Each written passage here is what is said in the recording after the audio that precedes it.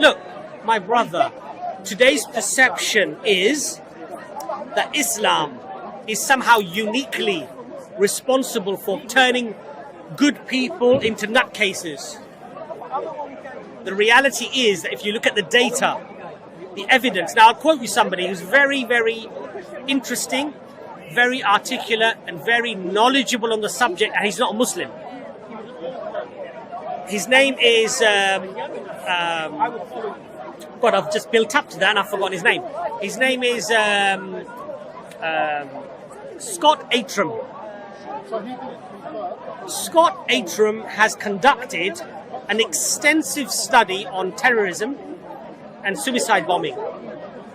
He's not only gone and met the survivors who survived the attacks themselves, but those survivors who conducted the attacks, the ones that survived, their families, their communities, their madrasa, and he advises governments on how to combat extremism.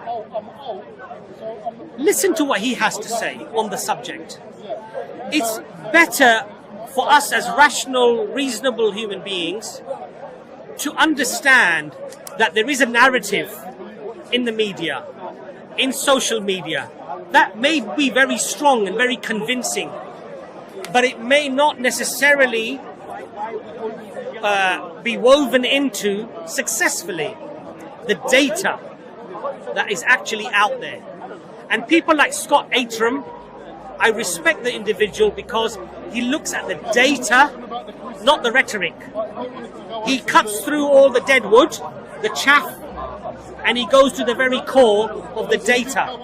And what he has found, his investigation, is that even though some of these groups, they cite religion for why they want to go and kill the infidel,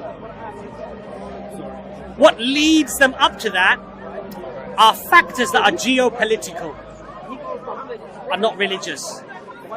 The icing on the cake to wash away the conscience of what they're about to do, they fabricate, manipulate, misquote religion as the icing of the cake to justify what they're doing.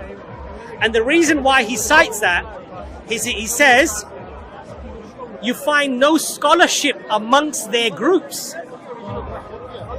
No Islamic hard scholarship, recognized scholarship.